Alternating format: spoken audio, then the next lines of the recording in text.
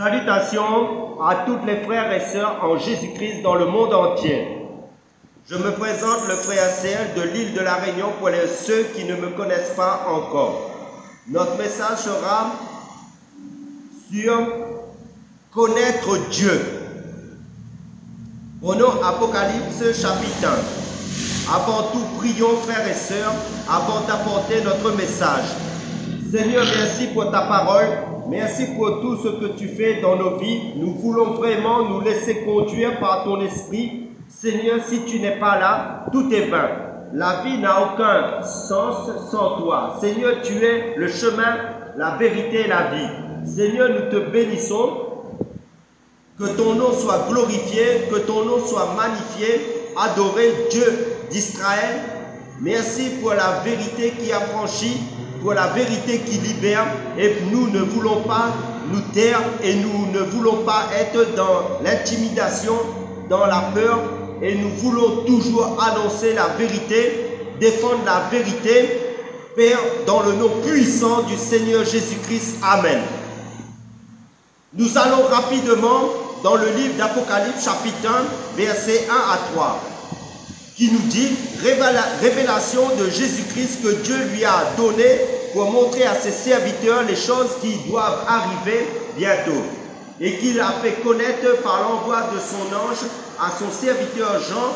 Celui-ci a attesté la parole de Dieu et le témoignage de Jésus-Christ. Soit tout ce qu'il a vu, heureux celui qui lit et ceux qui entendent les paroles de la prophétie et qui gardent les choses qui y sont écrites, car le temps est proche. Amen. On nous dit d'emblée révélation de Jésus-Christ. Effectivement, ici c'est Apocalypsus, bien sûr, qui veut dire action de dévoiler, action d'ôter le voile. La révélation de Yahushua, de Jésus-Christ. Voilà le message que nous voulons annoncer, la révélation de Dieu. Voilà, là il est question de Yahushua 100% homme ou encore de Jésus-Christ 100% homme qui est venu révéler le Dieu véritable, c'est-à-dire Jésus-Christ 100% Dieu. Et Jésus a bien dit dans l'évangile de Matthieu chapitre 11 verset 27, personne ne connaît le Fils si ce n'est le Père, personne non plus ne connaît le Père si ce n'est le Fils, et celui à qui le Fils veut le révéler. Amen. Il nous dit ici, il est question de la révélation. La lumière a été mise sur Jésus. Voilà la raison pour laquelle nous existons, c'est capital, vital de le savoir. C'est de révéler aux gens, aux hommes, Jésus-Christ, notre Dieu. Dieu a confié à l'Église la mission, n'est-ce pas, de révéler la sagesse infiniment variée de Dieu.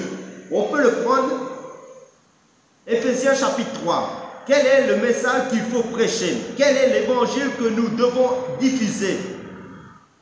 Répondre, n'est-ce pas? Parce que le seul message salutaire, c'est le message centré sur Jésus-Christ de Nazareth, celui qui était, qui est et qui vient. Nous sommes dans le livre d'Éphésiens chapitre 3 verset 10 qui nous déclare, c'est pourquoi les dominations, les autorités dans les lieux célestes connaissent aujourd'hui par l'Église la sagesse infiniment variée de Dieu.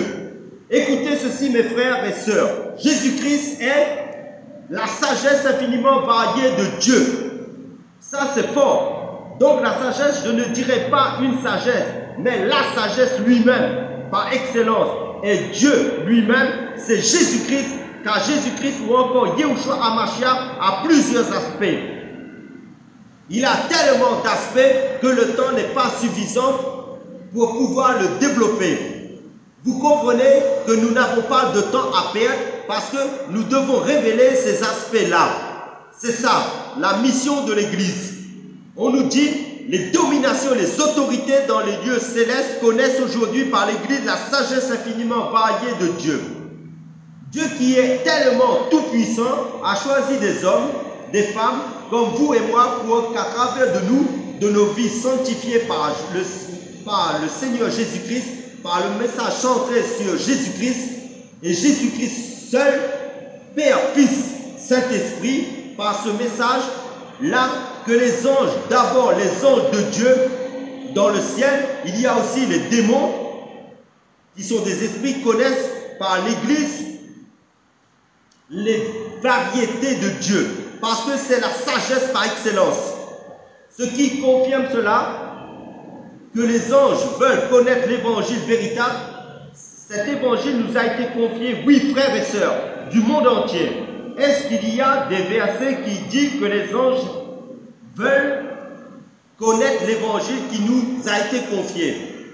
Oui frères et sœurs, nous sommes dans 1 Pierre chapitre 1 versets 10 à 12. Les prophètes qui ont prophétisé touchant la grâce qui vous était réservée ont fait de ce salut l'objet de leurs recherches et de leurs investigations.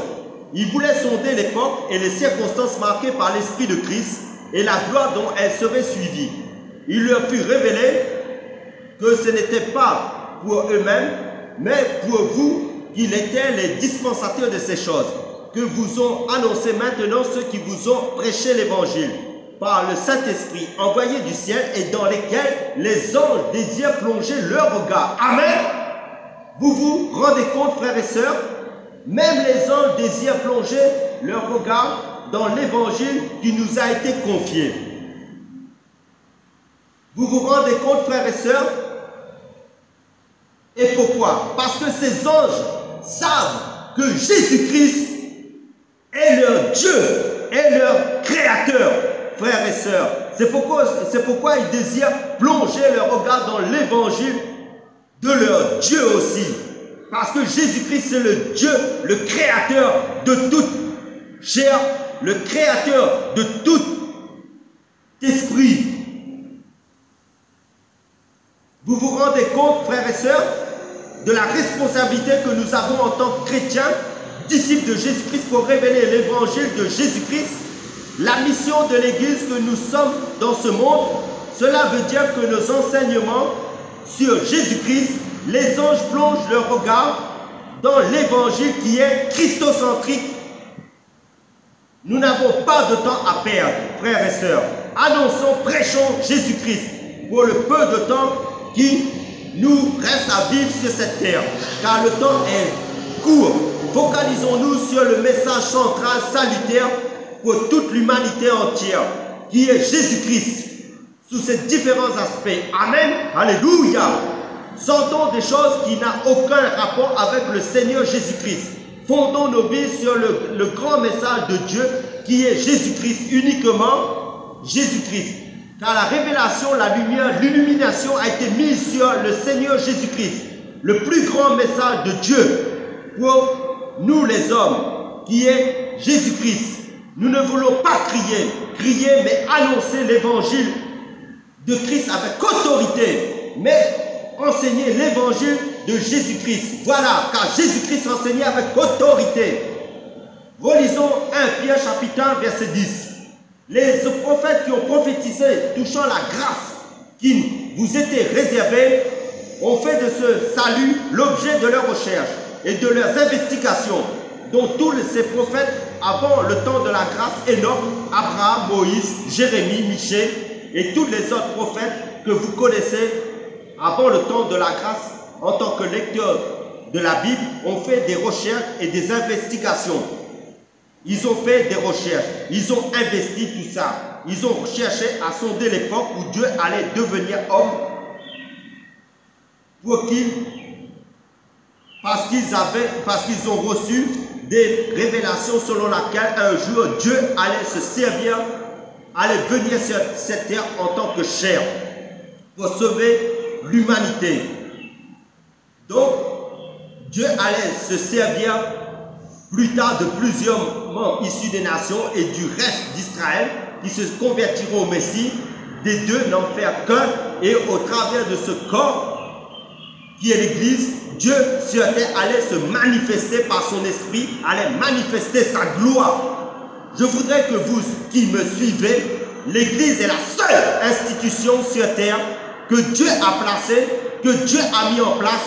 C'est le seul corps que Dieu a mis en place pour qu'au travers de ce corps qui est l'Église, les anges dans le ciel puissent, mes amis, plonger leur regard dans l'évangile que ce corps qui est l'Église annonce, alléluia, pas seulement les anges de Dieu dans le ciel, mais également Satan et ses démons qui étaient des esprits de lumière, mais qui a chuté, qui s'est rebellé contre Dieu. C'est-à-dire Satan, c'est-à-dire que Satan n'a pas la pleine connaissance sur Dieu. Quand nous prêchons sur Jésus-Christ, Satan découvre des aspects de Jésus-Christ qu'il ne connaît pas. Parce que seul Dieu est insondable. Seul Dieu est insondable. Personne ne peut dire qu'il connaît Dieu parfaitement dans toute sa connaissance.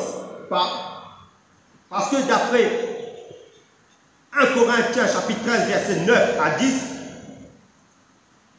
même les anges dans le ciel, quand ils adorent Dieu dans le ciel, Dieu se manifeste encore. Ils découvrent des aspects de Dieu qu'ils ne connaissent pas encore. C'est ça notre Dieu. Dieu se dit, je veux prendre des hommes et des femmes issus des nations, je veux prendre une partie d'Israël et je veux faire un seul corps en Jésus-Christ. Après l'œuvre de la croix de Christ, et maintenant c'est ça l'humour de Dieu. C'est ça le mystère de Dieu. Parce que l'Église était aussi un mystère dans l'Ancienne Alliance. Et dans la Nouvelle Alliance, l'Église, Dieu s'est manifesté à l'Église. Et là, on nous dit, les prophètes avant le temps de la grâce ont voulu comprendre cette réalité. Mais qu'est-ce qui se passe? On ne comprend pas. Ils ont fait des recherches, des investigations, c'est-à-dire ils ont prié, ils ont jeûné, ils se sont retirés dans des grottes. Ils ont prié devant Dieu parce que les investigations, c'est devant Dieu dans le jeûne et la prière. Dieu leur a dit, ce n'est pas pour vous, c'est pour Paul, Pierre, Jacques, Jean, c'est pour Serge, c'est pour toi qui m'écoutes à travers cette chaîne, c'est pour toi qui crains Dieu, toi qui as donné ta vie à Jésus-Christ, qui est né de nouveau en Christ, qui est né de Dieu, toi qui aimes la vérité de Dieu en Christ. Dieu dit, c'est pour eux. Amen, alléluia. Vous vous rendez compte, c'est pour cela, le dernier livre de la Bible commence par révélation de Jésus-Christ. On n'a pas dit révélation de l'église pentecôtiste, on n'a pas dit révélation de l'église du catholicisme romaine, on n'a pas dit révélation de l'église baptiste, on n'a pas dit révélation d'un site internet. Non, non, chrétiens, disciples de Jésus-Christ, on a besoin d'entendre Jésus-Christ matin, midi et soir. On n'a pas besoin d'entendre des histoires matin, midi et soir. On n'a pas besoin de reportages, on a besoin de Jésus-Christ, le Dieu Tout-Puissant, le Père éternel, l'homme de Galilée. Amen. On a besoin de l'évangile authentique, pur, de Jésus-Christ. Alléluia. C'est l'évangile qui sort. C'est la vérité qui a franchi. Jésus ne viendra pas chercher les pentecôtistes, les baptistes, les catholiques, les assemblées de Dieu. Jésus-Christ viendra chercher, alléluia, ceux à qui il a confié la charge de le révéler au monde. Et là, on nous dit que cette révélation, c'est Jésus-Christ. Pourquoi? Parce que c'est la sagesse infiniment variée de Dieu. C'est le Dieu insondable. Vous vous rendez compte, frères et sœurs, nous sommes en tant que membres du corps de Christ, qui est l'église du Seigneur Jésus-Christ, chacun pour sa part, selon la grâce de Dieu qu'il a reçue de Dieu, par son Saint-Esprit, car seulement le Saint-Esprit sonde les profondeurs de Dieu pour révéler le Dieu insondable aux gens, aux hommes. Cela veut dire que tous les jours, ce Dieu insondable se révèle à nous, ses enfants en Christ. Nous sommes émerveillés, du coup, nous sortons et nous partageons les illuminations que nous recevons de Dieu par son Saint-Esprit à travers ses Écritures qui parlent de lui-même. Car la Bible est christocentrique, tout est centré sur Jésus-Christ, notre Dieu. Et ces illuminations apportent l'éclairage, l'édification, la construction dans chacun de nous en tant qu'enfants en Christ.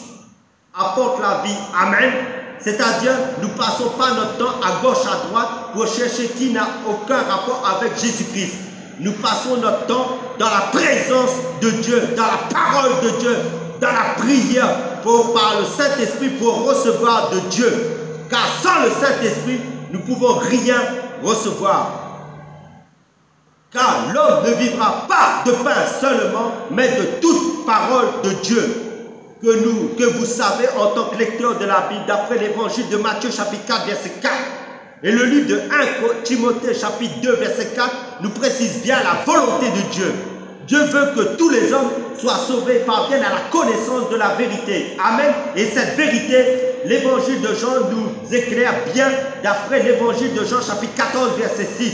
Jésus nous dit, cette vérité de Dieu, c'est Jésus-Christ lui-même. Donc la mission de l'Église, la charge de l'Église, si vous avez reçu la grâce pour cela, le Saint-Esprit, l'Esprit de Dieu, l'Esprit de Christ, vous vous rendez compte de la charge que vous avez de révéler ce Dieu sous ses différents aspects variés par son Saint-Esprit, car le Saint-Esprit témoigne de Jésus-Christ, enseigne que Jésus-Christ, le Dieu Tout-Puissant. Car Jésus-Christ l'a bien dit dans les Actes des Apôtres, chapitre 1, verset 8, quand le Saint-Esprit viendra, il témoignera de moi, qui est donc ces différents aspects de Dieu par son Saint-Esprit, qui est uniquement de révéler le Seigneur Jésus-Christ, l'évangile céleste, la vision céleste pour le salut de tout homme. Révéler Dieu aux hommes, en gros. Et 2 Corinthiens chapitre 4, verset 5 nous dit, nous ne nous prêchons pas nous-mêmes. C'est Jésus-Christ le Seigneur que nous prêchons. Et nous nous disons vos serviteurs à cause de Jésus. Amen. Prenons le livre de 1 Corinthiens chapitre 2, verset 1 à 2, qui nous dit de la part de l'apôtre Paul, pour moi, frères et frères, lorsque je suis allé chez vous, ce n'est pas avec une supériorité de langage ou de sagesse que je suis allé vous annoncer le témoignage de Dieu. Car je n'ai pas eu la pensée de savoir parmi vous autre chose que Jésus-Christ et Jésus-Christ crucifié. Amen. Nous voulons parler que de Jésus-Christ. C'est la meilleure façon de faire l'œuvre de Dieu. Plus on élève Jésus-Christ, plus Jésus-Christ est glorifié. Paul dit, je ne veux savoir rien d'autre que Jésus-Christ et Jésus-Christ crucifié. La croix. Amen. Alléluia. Qu'est-ce que l'apôtre Paul nous dit encore dans 1 Corinthiens chapitre 2, verset 3 à 5. Moi-même, j'étais auprès de vous dans un état de faiblesse, de crainte et de grand tremblement. Et ma parole et ma prédication ne reposaient pas sur les discours persuasifs de la sagesse, mais sur une démonstration d'esprit et de puissance, afin que votre foi soit fondée non sur la sagesse des hommes, mais sur la puissance de Dieu. Oh mon Dieu, mon roi. Amen. Alléluia. J'aime cette parole de Dieu. À travers la bouche de l'apôtre Paul. Paul n'était pas dans la philosophie des hommes, dans la science des hommes, dans la théologie des hommes, dans les raisonnements des hommes, mais dans la parole de Dieu, qui était accompagnée de la démonstration du Saint-Esprit et de puissance. C'est ça l'église du Seigneur Jésus-Christ. Là où est le royaume de Dieu, le royaume des ténèbres de Satan et ses démons est démasqué. Les fausses doctrines sont mises à jour. On ne force pas dans la délivrance. Dieu travaille. La parole de Dieu est accompagnée de signes. C'est normal dans notre royaume en Christ. Et c'est le Saint-Esprit qui les convainc les cœurs de la parole de Dieu, de la conviction de la vraie parole, l'évangile pur du Christ. Et l'apôtre Paul, sous l'inspiration de l'Esprit de Jésus, précise bien le but ultime au verset de 1 Corinthiens chapitre 2. C'est que votre foi soit fondée non sur l'appui, non sur la sagesse. Plutôt, c'est que votre foi soit fondée sur la puissance de Dieu. Ce qui veut dire quoi? Prenons le livre de Romains, chapitre 1, verset 16. Car je n'ai point honte de l'évangile.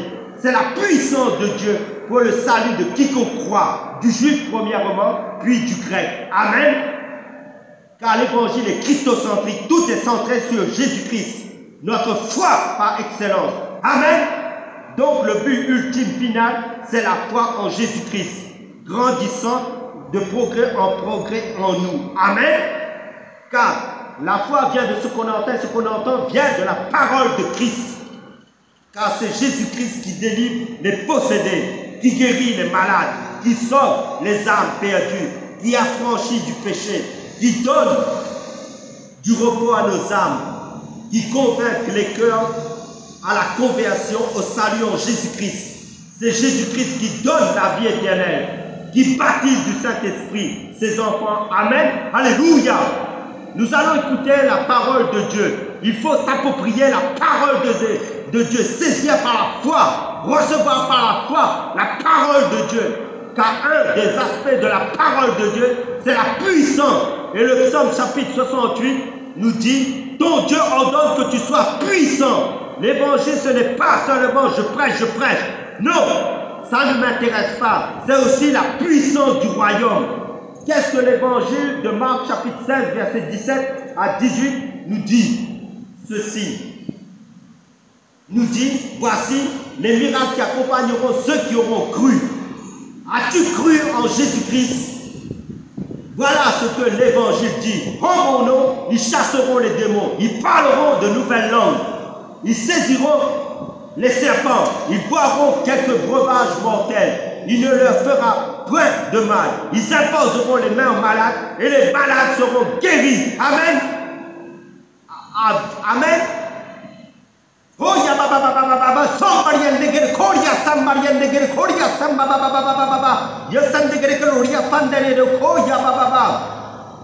As-tu reçu le Seigneur Jésus-Christ? Es-tu dans son royaume? Reconnais-tu ton Père? Reconnais-tu ton Dieu?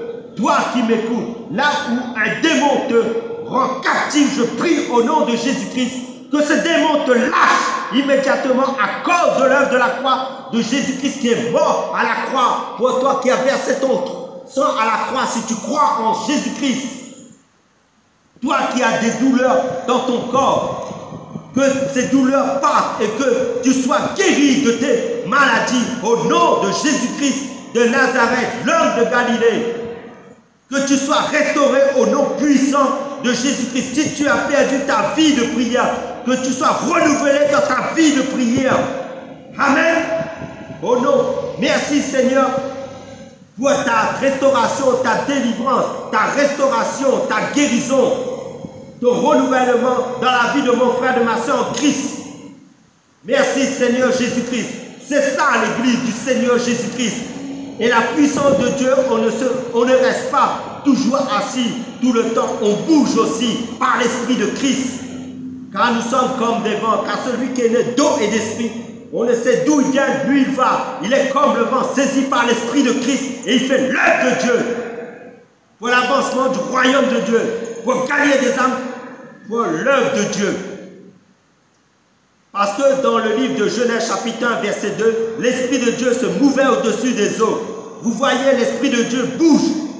La toute première fois, on parle de l'Esprit de Dieu. On parle de ce mouvement. Prenons Actes chapitre 14 verset 1 qui nous dit, à lui se tenait assis un homme impotent des pieds, boiteux de naissance et qui n'avait jamais marché.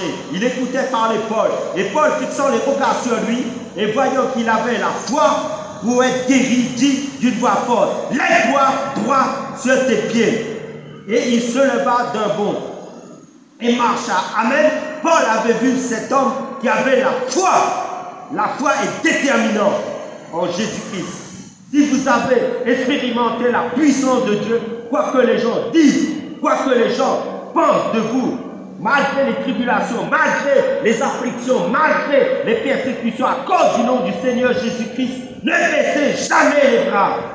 Jamais, ô Seigneur. Prenons 1 Corinthiens chapitre 2, verset 6. Nous déclare cependant, c'est une sagesse que nous prêchons parmi les parfaits. Sagesse qui n'est pas de ce siècle, qui vont être réduits à l'impuissance. Nous prêchons la sagesse de Dieu, mystérieuse et cachée, que Dieu avant les siècles avait destinée pour notre gloire. Ce passage va avec l'Apocalypse chapitre 1. C'est pour cela, au début de notre message, dans le livre d'Apocalypse chapitre 1, révélation de Jésus-Christ, le mystère caché a été révélé. C'est Jésus-Christ, le Dieu Tout-Puissant, qui s'est manifesté sur cette terre en tant qu'homme, qui est mort à la croix pour nos péchés et qui est ressuscité le 3e jour pour notre justification. C'est pour cela, là-bas, dans le livre d'Éphésiens chapitre 3, verset 10, qui nous dit, c'est pourquoi les dominations et les autorités dans les lieux célestes connaissent aujourd'hui par l'Église, c'est-à-dire par l'archange Michel, non pas par l'ange Gabriel, mais par l'Église. Toi et moi qui avons reçu Jésus-Christ dans nos cœurs par son Saint-Esprit pour nous, car nous avons la mission de révéler Dieu au monde. Le temps, mes amis, à la distraction ne doit plus être. On ne doit plus être distrait. Les chrétiens doivent comprendre leur mission sur cette terre. Regardez, on ne peut pas prêcher Dieu si Dieu ne s'est pas révélé à toi. Si tu n'as pas reçu son Saint-Esprit, tu vas donner des colocanes sauvages aux gens. Nous sommes dans Ésaïe chapitre 45, verset 15, qui nous informe, mais tu es un Dieu qui te cache. Dieu d'Israël, sauveur. Le Dieu d'Israël se cache. Et il se révèle à sa femme. Si tu ne fais pas partie de l'épouse, tu ne peux pas révéler Dieu. Car seule une femme peut révéler, parler de son mari. Parce que c'est dans l'intimité. L'intimité est réservée à la femme. Si Jean, dans l'Apocalypse, a pu voir la cuisse de Jésus-Christ, parce que Jean était dans l'intimité du Seigneur. Parce qu'une femme ne peut pas montrer sa cuisse à quelqu'un d'autre qu'à son mari. Et l'inverse est réciproque. Un mari ne peut pas aussi montrer sa cuisse à une autre qu'à sa femme. La parole de Dieu nous dit dans 1 Corinthiens chapitre 7, le corps de l'homme ne lui appartient pas. Le corps de l'homme appartient à sa femme. Et le corps de la femme ne lui appartient pas. Et le corps de la femme appartient à son mari. C'est pour cela, frères et sœurs, Jésus-Christ nous appartient. Et nous appartenons au Seigneur Jésus-Christ. Car celui qui a reçu l'Esprit de Christ est un seul esprit avec Jésus-Christ. Amen. Alléluia. Nous sommes fiancés d'après la deuxième lettre aux Corinthiens chapitre 11 verset 2. Nous n'avons pas le temps à perdre. Nous ne sommes pas là pour parler des gens. Nous n'avons pas le temps. Jésus-Christ notre Dieu revient pour nous chercher. Jésus-Christ notre Dieu revient pour nous chercher. Le Dieu d'Abraham, d'Isaac et d'Israël. Le Dieu glorieux. Alléluia. On doit révéler ce Dieu. En réalité, Dieu se cache et Dieu se révèle aux messagers, à sa femme, à l'Église, ceux qui ont reçu son esprit, qui ont été baptisés par le Saint-Esprit, par Jésus-Christ lui-même. Il se révèle à l'épouse, l'Église véritable. Il se révèle à ceux qui ont reçu le cachet de Dieu, le mandat de Dieu. Ils sont appelés depuis l'éternité. Ceux qui ont reçu le sceau de Dieu sur eux. Ils ne forcent pas. Ces prédicateurs, ces enfants en Christ, ils ouvrent la bouche. La gloire tombe. Le feu tombe. Alléluia. L'évangile est prêché dans la vérité. La bonne nouvelle de Jésus-Christ. Alléluia. Frères et sœurs, nous prêchons une sagesse qui est mystérieuse, qui est cachée. C'est pour cela, quand il est ressuscité, Marie de Magdala, qui avait mangé avec lui Jésus, Marie a cru que c'était un jardinier. Pourquoi? Parce que Jésus était caché. Maintenant, à quel moment Marie a eu la révélation? Quand Jésus l'a appelé par son nom. Oh Seigneur, alléluia. Quand Jésus a dit Marie, Marie a reçu la révélation, le voile a été ôté. Alléluia. Oh Jésus de Nazareth, c'est Jésus-Christ que nous prêchons. C'est ça le message du temps. Le message de Dieu qui est Jésus-Christ. Jésus revient nous prendre. Focalisons-nous sur Jésus-Christ. Restons dans cette intimité avec notre Dieu Jésus-Christ. Persévérons en Jésus-Christ. Parle de Jésus-Christ. Pour conclure notre message, prions. Frères et sœurs, Père, je te rends grâce parce que tu es bon. Mon âme t'élève ton saint nom. Mon âme te bénit. Toi qui es le témoin fidèle, tu es fidèle à tes promesses, fidèle à ta parole. Merci pour ta révélation de ton Fils Jésus-Christ, de ce Dieu glorieux que tu es. La sagesse infiniment variée de Dieu que tu es. Tu es notre Dieu, notre Père éternel. À toi le règne, la puissance, la gloire, la louange d'éternité en éternité. Père, dans le nom puissant du Seigneur Jésus-Christ. Amen.